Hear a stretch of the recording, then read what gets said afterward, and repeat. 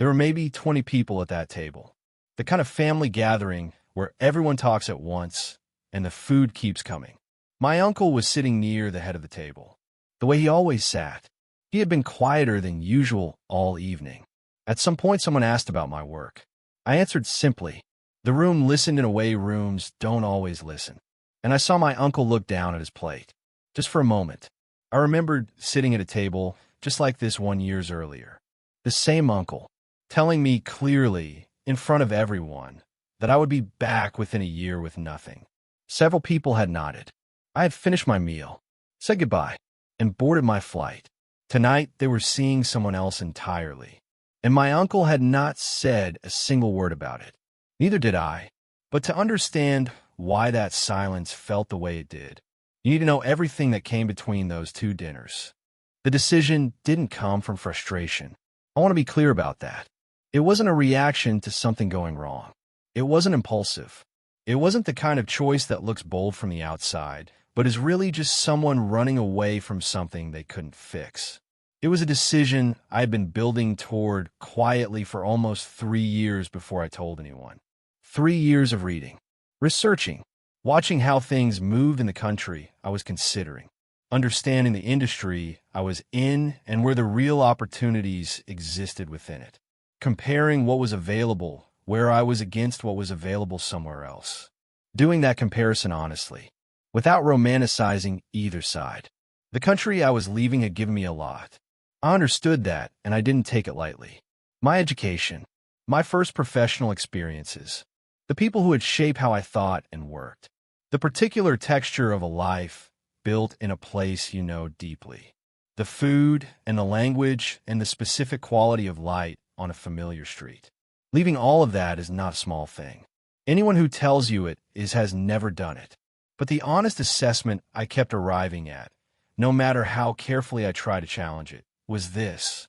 The ceiling where I was had become visible. Not because I was exceptional, just because I understood the structure well enough by that point to see where it topped out. And the top wasn't where I needed to be to build the kind of life I had in mind. That's not a criticism of the place. It's just a fact about fit. Sometimes where you are and where you need to be are simply not the same location. And recognizing that clearly is not arrogance. It is just honesty. The country I was moving to was not a fantasy. I had studied it the way you study something you're going to stake a significant portion of your life on. The job market in my specific field. The cost of living in different cities. The visa pathway and what it required. The realistic timeline for building a professional network from zero. The salary ranges at different levels of experience. The cultural differences that would affect how I worked and communicated and built relationships. All of it. I had spoken to people who had made similar moves. Not just the ones with success stories. The ones who had struggled. The ones who had come back. The ones who were still somewhere in the middle of it. I wanted the full picture. Not the version that confirmed what I wanted to hear. By the time I made the decision formally, it was not a leap. It was a step. A large one. A consequential one. But grounded in more preparation than anyone around me understood. Because I had done all of that preparation privately. That was deliberate. I knew my family. I knew that the moment I mentioned it, the opinions would arrive before the questions did. So I waited until the decision was made before I said anything. Until the visa was approved. Until the flights were booked. Until the practical infrastructure of the move was already in place. And then I told them. My parents first. Separately from the wider family. My mother went quiet in the way she goes quiet when something frightens her and she doesn't want to show it. My father asked practical questions in a tone that carried more concern than the questions themselves. How long was I planning to stay? What would I do if it didn't work? Did I have enough money saved? I answered each one clearly. I had thought about all of them, but underneath the questions was something that couldn't quite be addressed directly. The simple fear of a parent watching their child move further away than they can easily reach. I understood that fear. I didn't dismiss it, but I also couldn't let it change what I had decided. My siblings were less careful about how they expressed it. My brother said I was chasing something that wasn't real. My sister said I was throwing away a stable position for a risk that wasn't necessary. Both of them said it with the confidence of people who had never seriously considered doing something similar. I listened, nodded, didn't argue, because arguing would have made it about winning a conversation. And this was never about winning a conversation. It was about building a life. Those are different things entirely. The family gathering happened about 2 weeks before my flight. Someone had organized it as a kind of farewell, though it didn't feel much like a farewell. It felt more like a tribunal. And my uncle was already sharpening his position before the food arrived. My uncle has always been the kind of man who mistakes certainty for wisdom. He is not unintelligent. He has built a stable life, owns a business that has operated for many years, raised a family without obvious difficulty. By the measures he applies to these things, he has done well. And he has spent most of his adult life making sure the people around him understand that. Not through cruelty exactly, more through the particular habit of someone who has decided that his experience qualifies him to assess everyone else's decisions with authority. He does it with a kind of generous confidence, as though the verdict he is delivering is actually a gift, a service to the person being assessed, a kindness dressed as frankness. I had watched him do it to other people my entire life. At family gatherings exactly like this one. Across tables exactly like this one. I had just never been the subject of it in a way that carried real stakes. Until that evening. The table was full. Aunts and uncles. Cousins. My parents at one end, looking the way they had looked since I told them. Worried in the careful, quiet way of people who have decided worrying openly won't change anything. The food was good. The conversation was the usual kind. Several threads running at the same time. People talking across each other. The specific, comfortable noise of a large family that has been gathering like this for decades. And then my uncle turned the conversation toward me. It didn't feel aggressive at first. Just interest. He asked about the move. Where exactly? What I would be doing? Whether I had contacts there already. I answered each question directly. Calmly. Without overselling anything. I was aware that the table had quietened slightly. The other conversations hadn't stopped entirely, but there was a tension moving in our direction. He listened to my answers with that particular expression, the one that signals the listening is a formality, that the conclusion has already been reached and the questions are just the approach path to it. Then he leaned back slightly and said it. He said he had seen this before. Young men with ideas deciding that somewhere else would be better, leaving behind everything stable and real for something they had built up in their heads.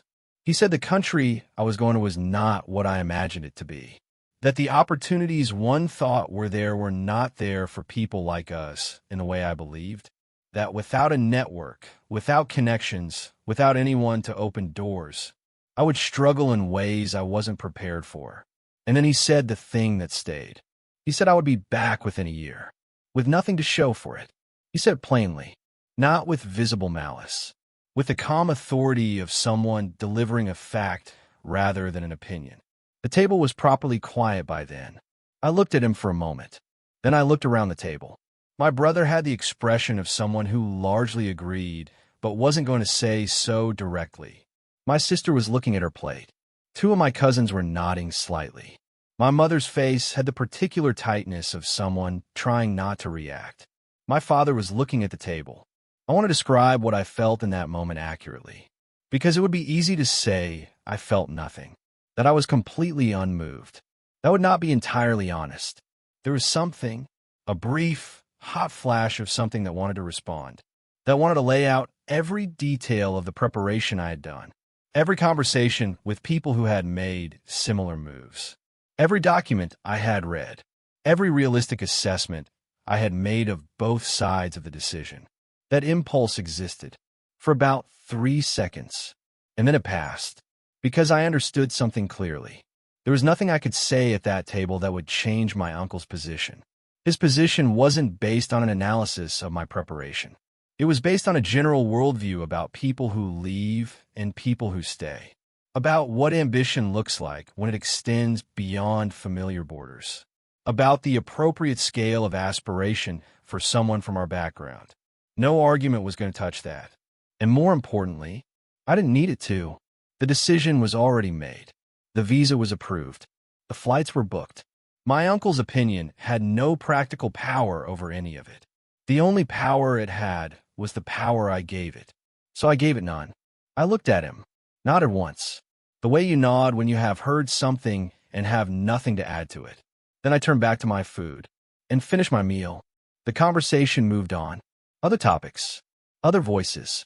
My uncle said a few more things over the course of the evening. I responded normally where a response was appropriate, without coldness, without visible tension, just as myself. At the end of the evening, I said goodbye to everyone.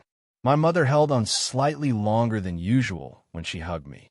My father shook my hand and then pulled me in briefly. Neither of them said anything significant. They didn't need to. I thanked whoever had organized the gathering, said good night to my uncle. He told me to take care of myself. I told him I would, and that was that. 2 weeks later, I was at the airport. Bag checked, gate found, seat taken, somewhere over the ocean a few hours later. The country I'd spent my entire life in was behind me, and everything I had prepared for was ahead. The first thing that hits you is not what you expected to hit you. You prepare for the practical difficulties, the bureaucracy, the unfamiliar systems, the process of setting up a life from scratch in a place that doesn't know you exist yet. You read about those things. You talk to people who have done it.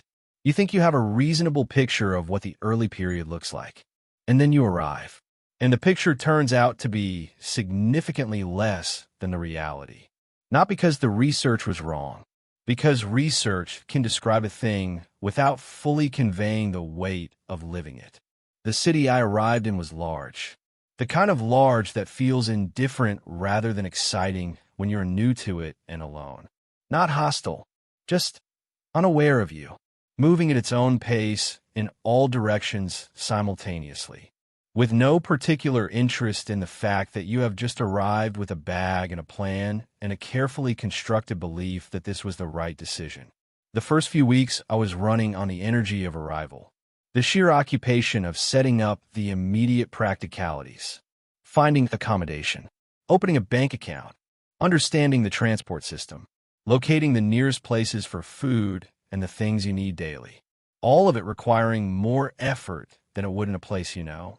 Because in a place you know, those things are automatic. Here, nothing was automatic. Everything required attention.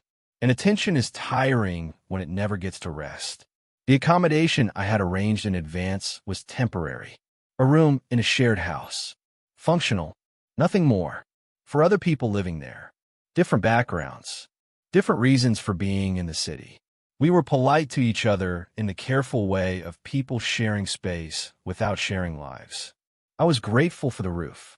But the room was small and the evenings were long, and the particular silence of being alone in a new place has a quality to it that I hadn't fully anticipated. It is not the same as being alone in a familiar place. In a familiar place, the silence is comfortable. It belongs to you. In a new place, the silence is just absence.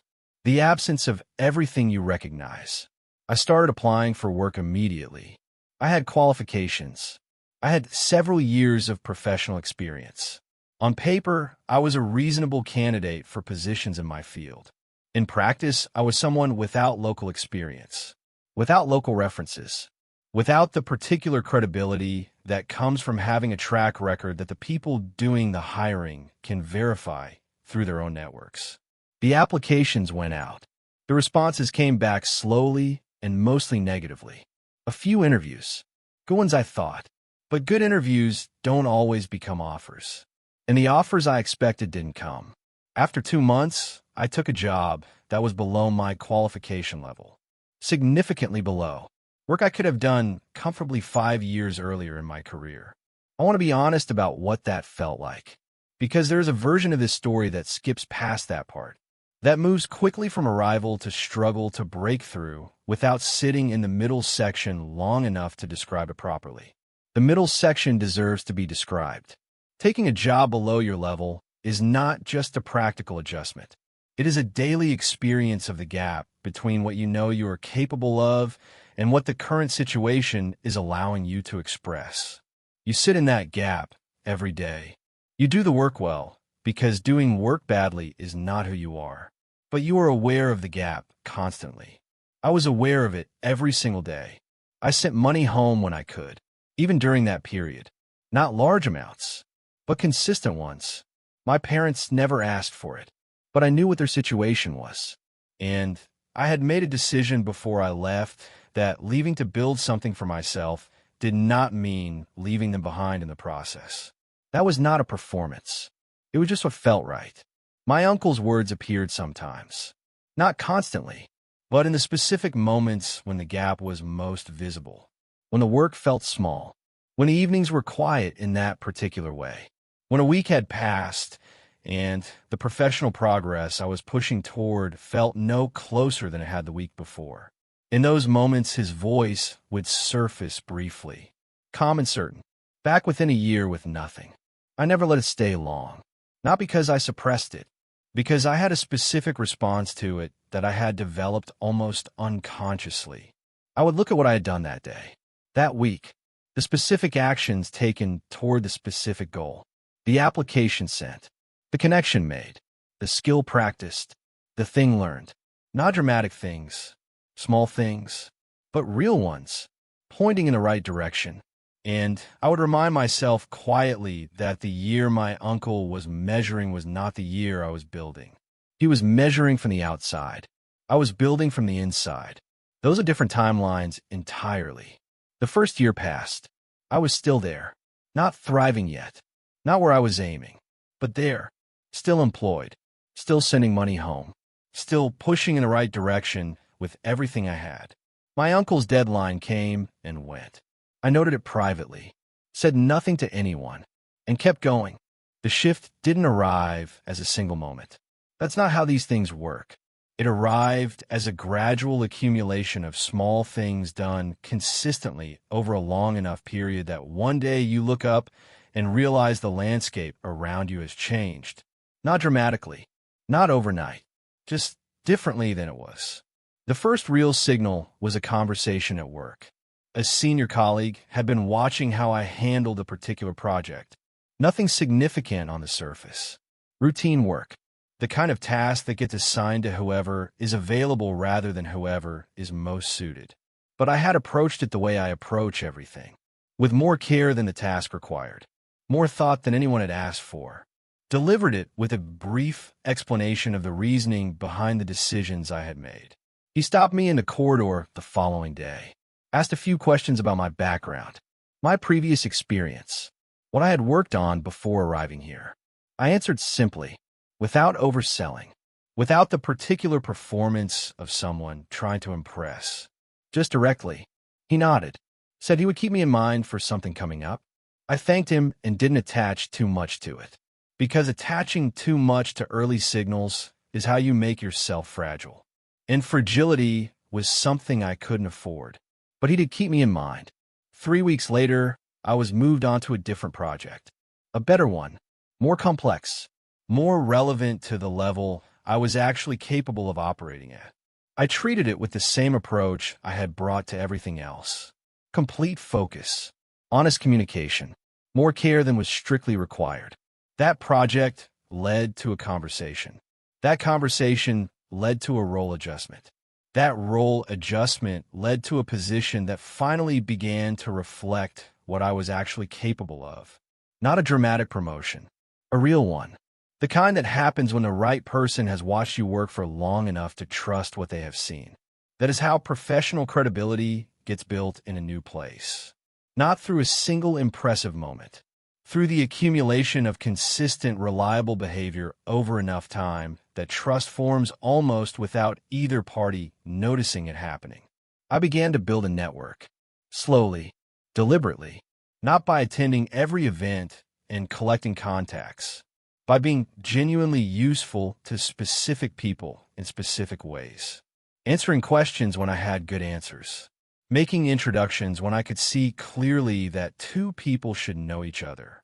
Following through on things I said I would do. Every time, without exception. Those things sound simple. They're not common. And in a professional environment where reliability is rarer than it should be, consistent follow-through makes you memorable in exactly the right way. My language improved significantly during this period.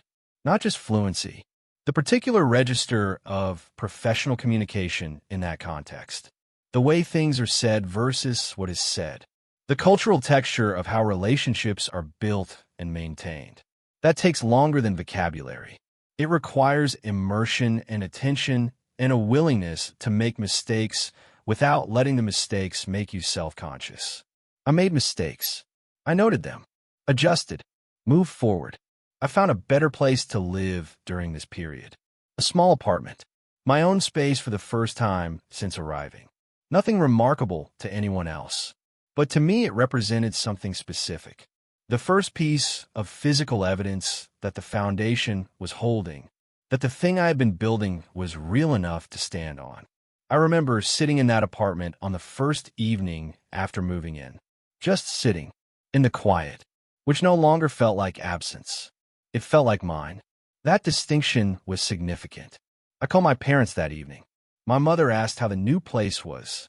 I described it simply. She was quiet for a moment. Then she said she was glad I had somewhere comfortable. The way she said it carried more than the words. There had been a change in her voice over the preceding months. Subtle, but real. The particular worry that had been present in every early call had not disappeared entirely, but had shifted, made room for something else. Something that sounded like it might be the beginning of pride. Not declared, just present. My father asked about work.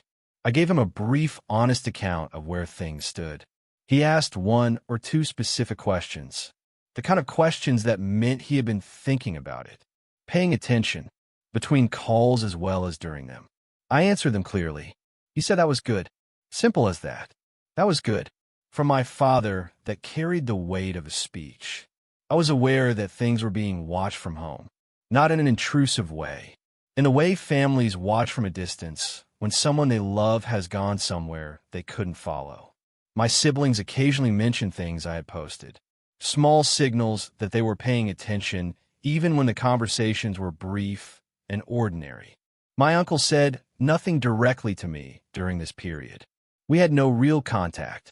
Occasional family messages that included everyone. The kind where a response is optional, and I kept mine minimal. But I knew the information was reaching him. Families are not good at containing information.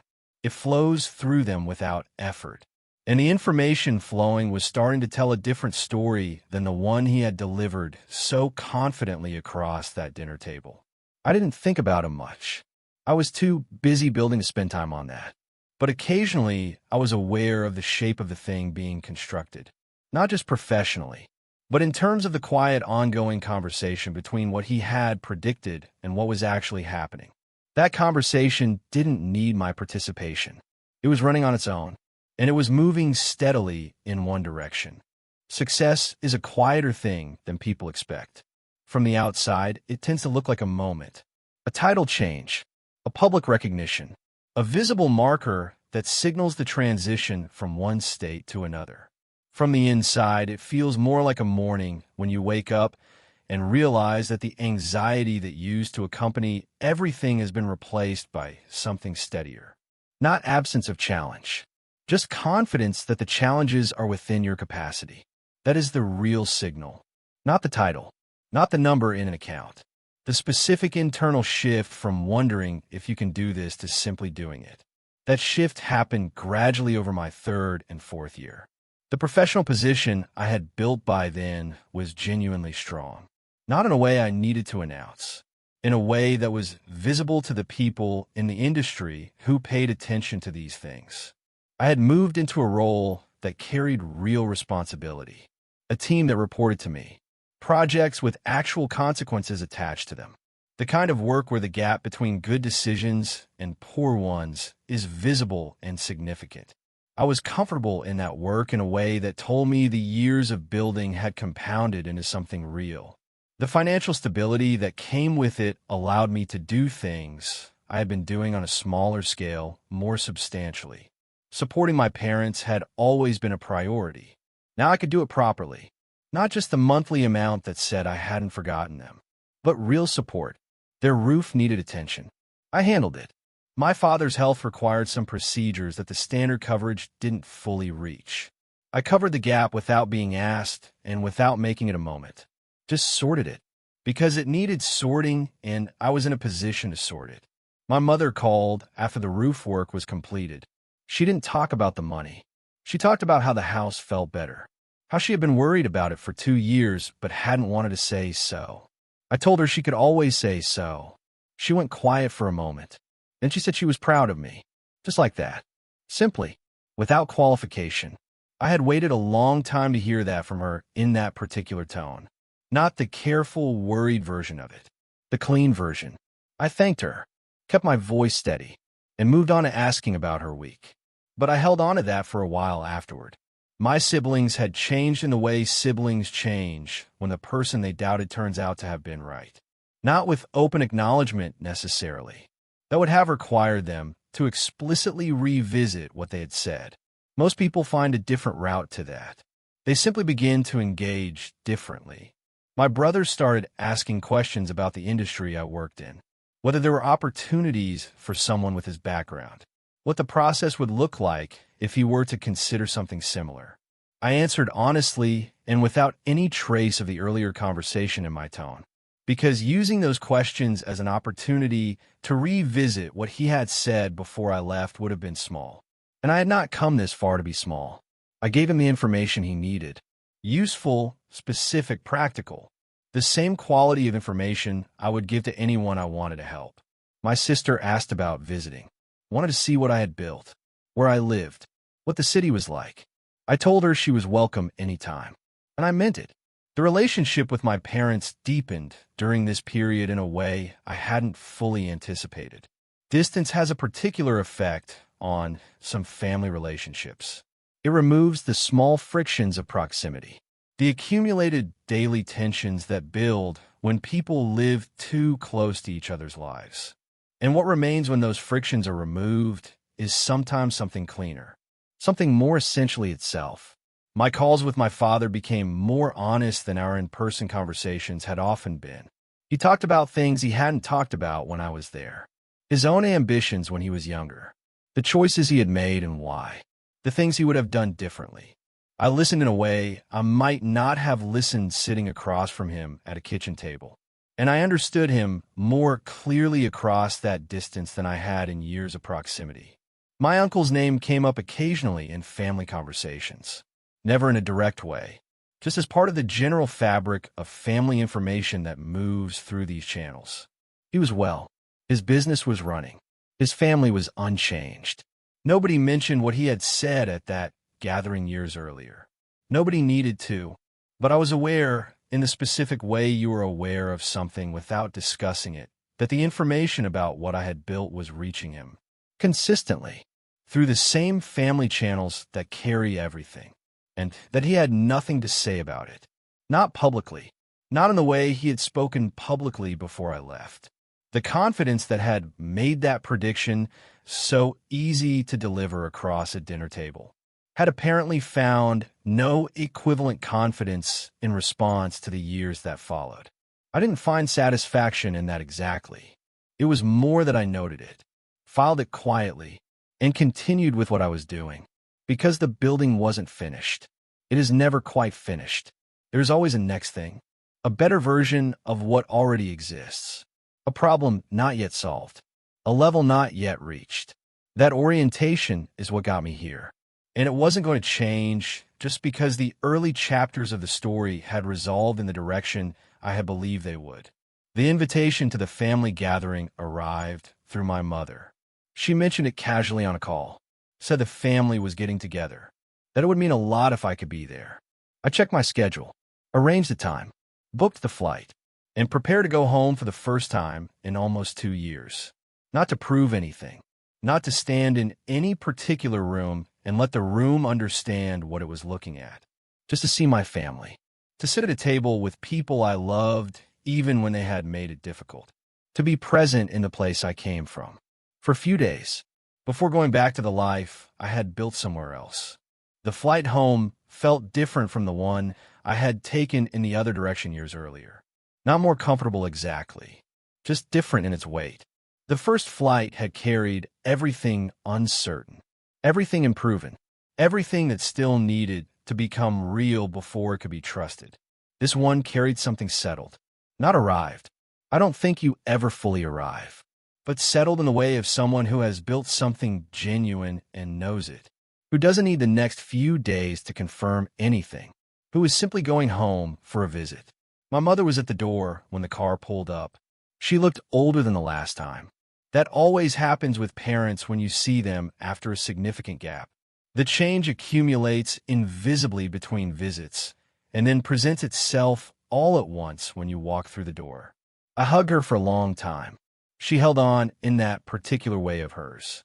My father came through from the back of the house, shook my hand first the way he always did, then pulled me in briefly the way he always did after.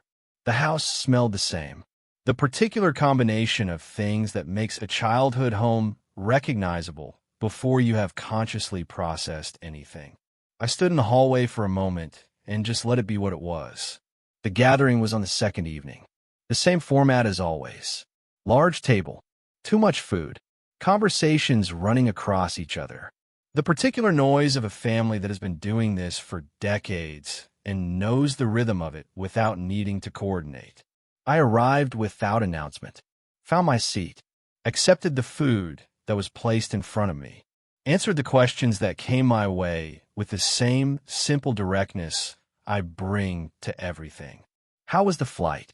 How long was I staying? How was the city? How was the work? I answered each one briefly and genuinely.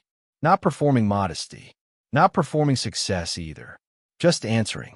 My uncle was there, near the head of the table, the same position, the same posture of authority, but something in the room around him was different, not hostile, not charged with any visible tension, just different in the particular way a room is different when the unspoken things in it have shifted since the last time everyone gathered. He greeted me when I arrived, normally, correctly, asked how the journey was. I told him it was fine, and that was the most we said directly to each other for the entire evening. Not because of coldness on either side, because there was nothing that needed to be said. At some point during the meal, one of my cousins asked about the work, genuinely curious. The question opened into a brief conversation about what I was doing and what the industry looked like and where I thought things were heading. I talked about it the way I always talk about work I find genuinely interesting, specifically with real engagement, not a summary designed to impress, just an honest account of something I understand deeply and care about. The table listened, and in that listening, I felt the room for what it was. These were people who had known me my entire life, who had watched me grow up, who had been present at every stage of everything I had been before I left, and who were now sitting with a version of me that all of those stages had produced. The one who had taken the flight, survived the first year, worked the job below his level without complaint, built the network slowly and honestly, grown into something real, come home to sit at the table as himself, fully, without needing to explain or justify or defend a single decision made along the way. I saw my uncle look down at his plate during that conversation, just briefly, the way I had seen him do it in the first moments of the evening when someone asked about my work. I didn't hold his gaze. I didn't direct anything toward him. There was nothing to direct. He had said what he said at a table like this one years ago, with confidence, with the authority of a man who believed his experience qualified him to predict someone else's outcome. And the years had answered him in the only language that actually means anything. Not words, results. I had nothing to add to that. After dinner, the gathering softened into smaller conversations, the way these evenings always do when the food is finished and people start to move around. I spent time with my parents, sat with my brother for a while. He asked more questions about work and possibilities. I answered them the way I had on the phone, practically, generously, without any trace of the history attached to it. My sister showed me photographs of her children on her phone, talked about her life with the kind of comfortable openness that had been missing from our earlier conversations. I was genuinely happy to be there, not triumphant, not performing graciousness for an audience. Actually happy, because these were my people regardless of what any of them had said or thought or predicted. Love is not conditional on being understood correctly. It persists alongside misunderstanding and doubt, and the particular failures of imagination that make people unable to see what someone else is capable of. I knew that, and I held it without bitterness. My uncle said good night when the evening ended, shook my hand, said it was good to see me. I told him the same, and I meant it, not strategically, not as a performance of magnanimity. I genuinely meant it, because what I had built was not built against him. It was built despite the version of the story he had tried to place over my future. That distinction matters. Building against someone makes them part of the architecture, gives them a permanent structural role in what you are constructing. I had never given him that. He had made his prediction. I had finished my meal, boarded my flight, and built the life I went there to build. His prediction was not the foundation of any of it. It was just something someone said at a dinner table once. And then the years happened, and the years said everything that needed to be said. I flew back 2 days later, back to the city, back to the work, back to the life I had constructed from nothing in a place that hadn't known I existed when I arrived. The flight back felt the same as the flight there had felt. Settled. Mine. Carrying something real in both directions now. Not just the uncertain weight of someone leaving, but the quiet, solid weight of someone who had left and built and returned and was now going back again. By choice. Completely by choice. Some people will tell you exactly what you are capable of, and the only answer worth giving them is a life well lived. If this story stayed with you, the patience of it, the quiet of building something real when everyone expected you to fail, leave it in the comments. I read every one, and the next story is already waiting for you.